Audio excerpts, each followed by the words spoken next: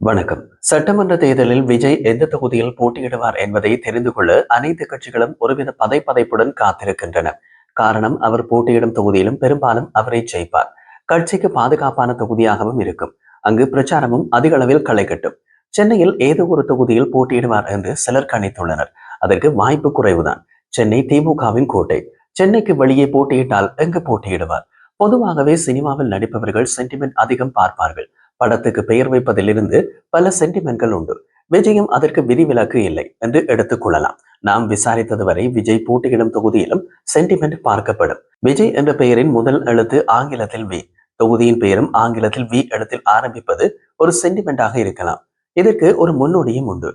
விஜயோடு நெருக்கமாக இருந்த விஜயகாந்த் கட்சியினை ஆரம்பித்த முதலில் போட்டியிட்டது 2006ஆம் ஆண்டு. விஜயகாந்த் போட்டியிட்ட தொகுதி விருதாச்சலம். விஜயகாந்தின் பெயரில் முதல் எழுத்தும் வி. விருதாச்சலம் என்பதன் முதல் எழுத்தும் வி. மீண்டும் விஜயும் வரலாம். விஜய் கட்சி ஆரம்பித்து முதலாவது மாநாட்டை எங்கே நடத்தினார் என்பதை பாருங்கள்.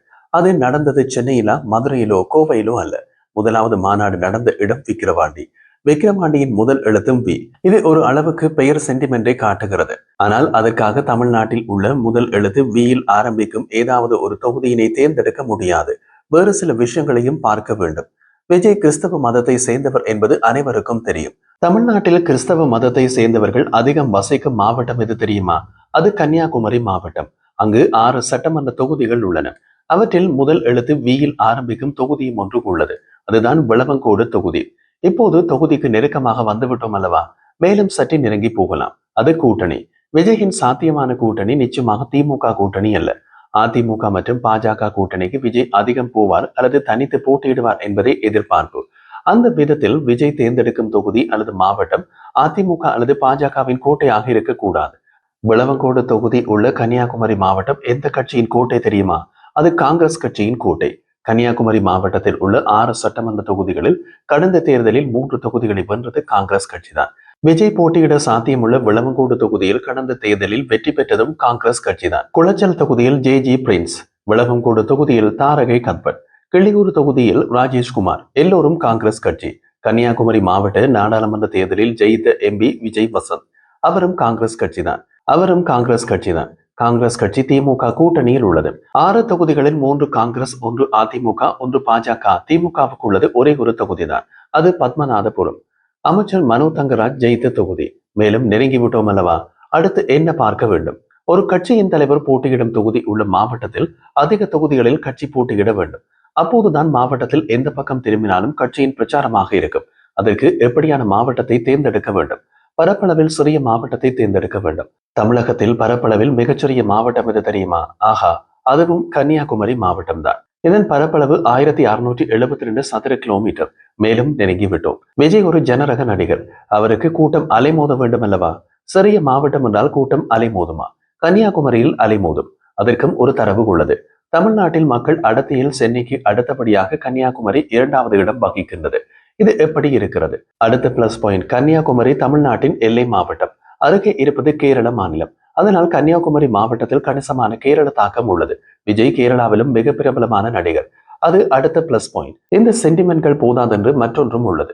விஜயின் கட்சி தமிழக வெற்றி கழகம், சுருக்கமாக டிவிகே. இப்போது நாம் குறிப்பிட்ட கன்னியாகுமரி மாவட்ட விளவங்கோடு தொகுதியை டிவிகே உடன் பொருத்தி பாருங்கள். T Tamil Nadu, V Vilavancode, K Kanniyakumari. இது எப்படி இருக்கிறது?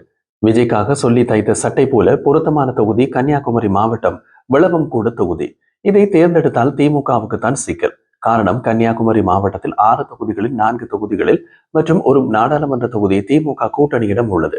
தமிழக வெற்றி கழகத்தின் தலைவர் நடிகர் விஜயின் கரூர் பேரணியில் 41 பேர் இறந்த பெரும் சோகமான சம்பவம் நடந்த பின் இந்த விவகாரத்தில் மையமாக இருந்த விஜய் தமிழ்நாடு அரசியலில் அதிகம் விவாதிக்கப்படும் தலைவராக உள்ளார். ஆனால் மௌனம் காத்து வருகின்றார். அதுவும் ஒரு அரசியல் வியூகம்தான். வாயை திறந்தால் தானே மத்திய கட்சிகளின் கூற்றுக்களுக்கு பதில் சொல்லிக் கொண்டிருக்க வேண்டும். சென்னை உயர்நீதிமன்றம் நியமித்து ஐஜி அஸ்ட்ராகார்க் தலைமையிலான ஒரு நபர் விசாரணையை நிராகரித்து கரூர் வழக்கை மத்திய புலனாய்வுத்துறை சிபிஐக்கு மாற்றியதன் மூலம் உச்ச நீதிமன்றம் விஜய்க்கு சட்ட ரீதியாக ஒரு வகையில் வெற்றியை வழங்கியது. ஆனாலும் இதற்கு பின் விஜய் எந்த முடிவும் எடுக்காமல், பெரிதாக எதுவும் பேசாமல் அமைதி காத்து வருகிறார். மத்திய கட்சிகள் எப்படி நகருகின்றன என்பதை அவதானித்து இது உதவுகின்றது. அதிமுக மற்றும் பாஜக அவரை தமது பக்கபலமாக இழுக்க முயற்சிக்க விஜயின் டிமாண்ட் அதிகமாகி கொண்டு போகும்.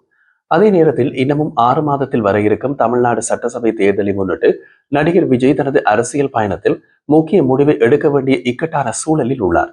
அவர் பாஜக தலைமையிலான தேசிய ஜனநாயக கூட்டணி என்டிஏயில் இணைவாரா அல்லது தனித்து செயல்படுவாரா என்பதே அந்த கேள்வி. அல்லது அதிமுக அல்லது பாஜகவுடன் தனி கூட்டணி அமைப்பாரா என்று மற்றொரு வில்லங்கமான கேள்வியும் உள்ளது. அதிமுக என்றால் துணை முதல்வர் வாய்ப்பு கிடைக்கலாம். பாஜக என்றால் முதல்வர் வேட்பாளர் ஆகலாம். தமிழக வெற்றி கழகம் டிவிக்கு தமிழ்நாட்டில் பெரும் கவனத்தை பெற்றுள்ளது. குறிப்பாக இளைஞர்கள் மத்தியில் விஜய் ஒரு மாற்றத்தின் அடையாளமாக தெரியலாம். தமிழக அரசியல் களம் சூடுபிடித்துள்ள நிலையில் கூட்டணிகள் மிக முக்கியமானதாக மாறியுள்ளன. விஜயின் அடுத்த நகர்வு அவரது கட்சிக்கும் தமிழ்நாட்டின் அரசியல் எதிர்காலத்திற்கும் ஒரு திருப்பமாக மாறலாம். அமித்ஷா அதிமுக பாஜக கூட்டணியில அல்லது தனித்து பாஜக கூட்டணியில விஜய் சேர்க்க தீவிரமாக முயற்சிப்பதாக தகவல்கள் தெரிவிக்கின்றன. மத்திய உள்துறை அமைச்சர் அமித்ஷா உட்பட மூத்த பாஜக தலைவர்கள் விஜயுடன் கூட்டணி அமைத்தால் தமிழ்நாட்டில் என்டிஏவின் அடித்தளம் பலப்பெறும் என்று நம்புவதாக சொல்லப்படுகின்றது. தமிழ்நாட்டில் பாஜக இதுவரை பெரிய அளவில் வளர்ச்சி அடையாத நிலையில் இந்த கூட்டணி அவர்களுக்கு பெரிய பூஸ்டாக மாறலாம்.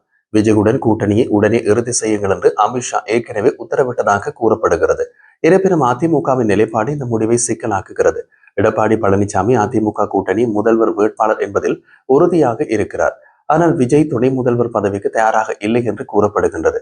அது வருங்கால அரசியல் ரீதியாக அவருக்கு பின்னடைவை ஏற்படுத்தும் என்று நினைக்கின்றாரா? என்டிஏயில் இணைவது அவருக்கு தேசிய அளவில் அங்கீகாரத்தையும் மத்திய அரசின் ஆதரவையும் பெற்றுத்தரலாம். ஆனால் பழைய அரசியல் கட்சிகளுக்கு அல்லது வழக்கமான அரசியல் கட்சிகளுக்கு ஒரு மாற்றாக தன்னை முன்னிறுத்தும் அவரது நம்பகத்தன்மைக்கு இது ஒரு ஆபத்தை விளைவிக்கலாம். இப்படிப்பட்ட நிலையில் தான் விஜய்க்கு முன்னால் பெரிய சவால் உள்ளது. விஜய் அதிமுகவுடன் கூட்டணி வைப்பதில் சிக்கல் இல்லை. ஆனால் அதே கூட்டணியில் பாஜக உள்ளது விஜய்க்கு சிக்கலாக மாறலாம். பாஜகவை தமது கொள்கை எதிரி என்று விஜய் கூறி வருகிறார். முதல் தேர்தலிலேயே அவர்களுடன் கூட்டணி வைத்தால் அது வித்தியாசமாக பார்க்கப்படலாம். பாஜகவின் மத ரீதியான அரசியல் விஜய் முன்னெடுக்கும் சமூக நீதி அரசியலுக்கு நேர் எதிரானதாக கருதப்பட்டால் அது ஒரு பெரிய ஸ்பீட் பிரேக்கர். விஜய் இதை எப்படி சமாளிப்பார், என்ன மாதிரியான முடிவுகளை எடுப்பார் என்று பெரிய கேள்வி நிலவி வருகிறது.